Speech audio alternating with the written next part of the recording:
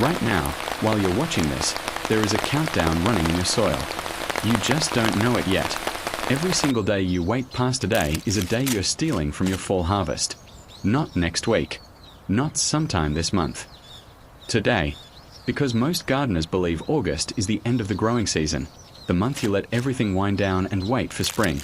And that belief is going to cost them baskets of fresh food they could have grown for free. It's going to cost them the crunch of a carrot pulled from cold soil in November, the smell of basil that should have been thriving right now, the pride of walking outside in October and cutting greens for dinner while their neighbors are already done for the year. Here's what almost nobody tells you. August is not the closing of the garden. It's the opening of a second one. A quieter one. A sweeter one, in some cases literally, because several of the crops on this list actually taste better once the cold touches them. But that window only stays open for a few more weeks, and once it shuts, it's shut until next spring.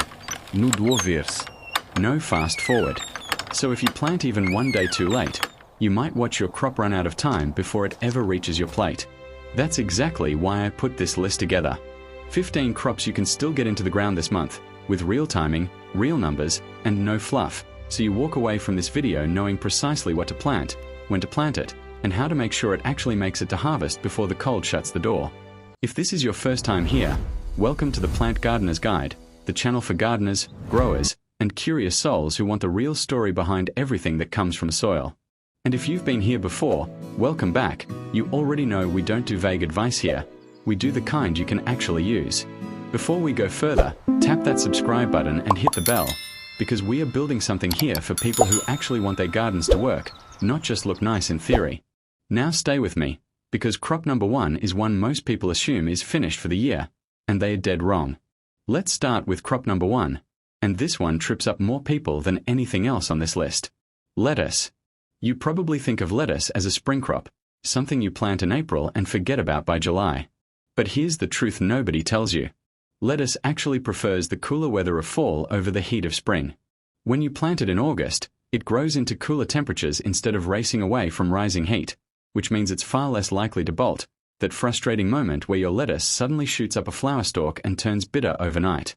Sow it now and you're looking at a harvest in as little as 30 to 50 days depending on the variety. So if you plant this week, you could be eating a fresh salad from your own backyard before the month is even over. Choose loose leaf varieties if you want speed. They mature the fastest and you can pick outer leaves continuously instead of waiting for a full head. Keep the soil consistently moist while the seeds germinate, because dry soil in late summer heat is the single biggest reason August lettuce fails before it even sprouts.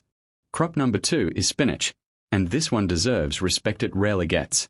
Spinach is one of the toughest plants you will ever grow, despite those tender little leaves that look like they'd wilt if you looked at them wrong. Established spinach can survive temperatures that would destroy most other greens, and it actually gets sweeter after a light frost, because the cold triggers the plant to convert its starches into sugars as a natural defense. Sow it now and you can expect to start harvesting in about 6 to 8 weeks, which puts you right in the heart of mid to late October with a steady supply of nutrient-dense greens.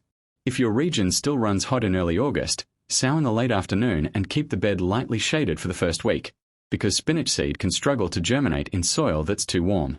Once it's up and growing, it needs very little from you. Water, a bit of mulch, and patience. Now here comes crop number 3, and this is where the fear of missing the window becomes very real. Beets. Beets give you 2 harvests in one planting, because while the roots are developing underground, you can snip the tender greens above for salads or sautéing without harming the root at all. A fast-maturing variety can be ready in around 58 days, which means if you're in a zone with a later frost, you still have a real shot at full-sized roots before winter arrives. If you're pushing right up against your frost date, don't panic. You can still harvest baby beets early, and honestly, some people prefer them that way for their tenderness. The key here is thinning your seedlings once they sprout, because beet seeds are technically little clusters, and if you leave them crowded, none of the roots will size up properly. Crop number 4 is carrots, and this is the one I personally get excited about every single year.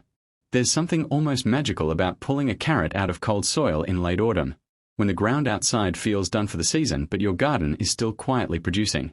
Carrots sown in August need somewhere between 70 and 80 days depending on the variety, so this is a crop where timing really matters.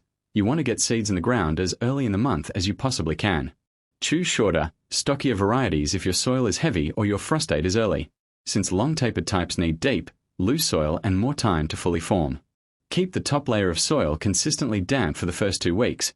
Carrot seeds are notoriously slow and finicky to germinate, and drying out even once during that window can mean gaps in your row. Once they're established though, carrots are remarkably low maintenance, and a light frost right before harvest will only make them taste sweeter. Let's talk about crop number 5, radishes, because if you want a genuine confidence boost as a gardener, this is it. Radishes are, without exaggeration, one of the fastest vegetables you can grow. Some varieties are ready to pull in as little as 25 to 30 days, which means a radish planted today could be sliced into a salad before the month of August is even finished. This makes radishes the perfect crop for anyone worried they've already missed their chance this season, because there's almost no way to plant them too late unless your frost is only a couple weeks away. They also make an excellent filler crop. Tuck them into any gaps between your slower growing plants and you'll have extra harvests coming from space you weren't even using. Crop number 6 brings us to kale, a plant that seems to get more respect every single year, and for good reason. Planting kale from midsummer into mid-August sets you up for a harvest that stretches well into the cooler months, and unlike a lot of tender greens, kale genuinely improves with a touch of frost, developing a milder, sweeter flavor that raw summer kale simply doesn't have. Depending on the variety, expect somewhere around 55 to 70 days to a good harvestable size, though you can begin picking outer leaves earlier than that for smaller, more tender additions to meals. Kale is also remarkably forgiving if you're new to fall gardening. It tolerates a wide range of soil conditions and shrugs off the kind of temperature swings that would stress out more delicate crops. Now, crop number 7, and this is where we bring in a bit of color and pollinator support alongside your food crops. Swiss chard. If you want one plant that keeps giving well into the fall and even early winter in milder climates, chard is hard to beat. It matures in around 55 days, and because you harvest outer leaves while the plant keeps producing new growth from the center, a single planting can feed you for weeks longer than a typical one-and-done crop. Chard also tolerates light frost surprisingly well, holding steady in temperatures that would turn more delicate greens to mush. Which brings us to crop number 8, and I want you to really sit with this one, because it's the crop most people are shocked to learn they can still start in August. Broccoli. Yes, broccoli. If you plant it early to mid-August, and I do mean early in the month if you can manage it, you're looking at full-sized heads forming by Halloween or into early November depending on your climate. The trick with broccoli is that it wants to grow its leafy structure while the days are still warm, then form its head as temperatures start to cool, which is exactly the sequence an August planting gives it. Keep the soil consistently moist, mulch around the base to keep root temperature stable, and don't be afraid to start seedlings in a slightly shaded spot if your August afternoons are still brutally hot. Before we get into crop number 9, and trust me, the second half of this list has some real surprises, including a couple of crops most gardening channels never even mention for August. If this video is helping you see just how much time you actually have left this season, do me a quick favor. Drop a comment and tell me which zone you're gardening in and which crop from this list you're planting first. I read every single one and it genuinely helps me plan future videos around what you actually need. And if you haven't already, hit that like button. It costs nothing, but it tells this channel to keep making videos like this one. Alright, let's get back into it, because crop number 9 might be the one that saves your entire fall garden if you've been putting off planting. Crop number 9 is turnips, and this one deserves way more attention than it gets. Turnips are one of those rare vegetables that give you speed and versatility at the same time. The roots themselves can be ready in as little as 35 to 50 days depending on the variety, which puts you well within reach even if you're planting toward the middle of August. But here's the part most people don't realize. Turnip greens are edible too, and they're genuinely delicious sautéed with a little garlic. So you're not just growing one crop here, you're growing two, from a single packet of seeds, in a fraction of the time most root vegetables demand. Thin your seedlings once they emerge, because crowded turnips will fight each other for space and you'll end up with a row of small, disappointing roots instead of a handful of satisfying ones. Crop number 10 is one that quietly rewards patient gardeners, and that's collard greens. If your region tends to hold on to mild weather into November or December, collards are one of the most cold-tolerant greens you can grow, some varieties handling temperatures that would wipe out nearly everything else in your garden. They take around 70 days to reach full size, so this is a crop where you want to prioritize getting seeds or transplants in as early in August as you can manage. The payoff is worth the wait, because collards planted now can keep producing pickable leaves well past the point where most of your garden has gone quiet for the winter, giving you fresh greens on the table long after your neighbors have packed it in. Crop number 11 is bush beans, and I want to be completely honest with you here, this is a race against the calendar. Early August is genuinely the last realistic window to get beans in the ground, because they need warm soil to germinate well and a solid stretch of frost-free days to produce a real harvest. If you're going to plant beans this season, do it now, not next week, not when you get around to it. Choose a fast-maturing bush variety rather than a pole variety, since bush types tend to produce a bit quicker and don't require you to build trellising this late in the season. Once they're in the ground and germinated, beans move fast, and there's something deeply satisfying about picking a fresh handful for dinner from a planting you almost talk yourself out of. Crop number 12 is peas, and this one comes with an honest caveat, because I'm not here to oversell anything to you. A fall pea planting will typically give you roughly half the yield you'd get from the same number of plants in spring. That's simply the nature of shrinking daylight and cooling soil. But here's why it's still absolutely worth doing. Fall peas often taste noticeably sweeter than their spring counterparts, because the cooling temperatures slow down the conversion of sugars into starches inside the pod. So while you won't get a bumper crop, you will get a genuinely delicious one, and for a lot of gardeners, that trade is more than worth it. Get them in the ground now, keep the soil moist through germination, and expect a modest but flavorful harvest as the weather cools. Crop number 13 brings us to mustard greens, and if you like food with a little personality, this one is for you. Mustard greens mature in around 60 to 70 days and bring a sharp, peppery bite that mellows beautifully once the weather cools down. They're also one of the easier greens to grow in less than perfect conditions, tolerating a range of soil types and shrugging off minor stress that would set back more delicate crops. If you've never grown them before, this is a low-risk, high-reward way to add something genuinely different to your fall harvest, something with actual character instead of just another mild leafy green. Crop number 14 is arugula, and this is the crop I recommend to anyone who's nervous they've already waited too long. Arugula is remarkably fast, some varieties ready in as little as 32 to 55 days, which makes it one of the most forgiving crops on this entire list for late planting. It also handles the cooling days of fall exceptionally well, developing a flavor that's peppery but not overwhelming.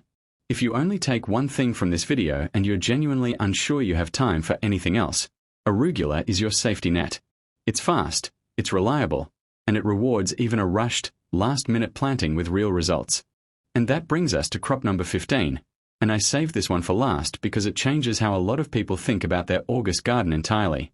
Herbs like cilantro and parsley. Most gardeners only think of these as spring plantings, and that's actually a mistake, because both of these herbs tend to bolt quickly in the heat and lengthening days of spring, turning bitter and going to seed before you've barely used any of it.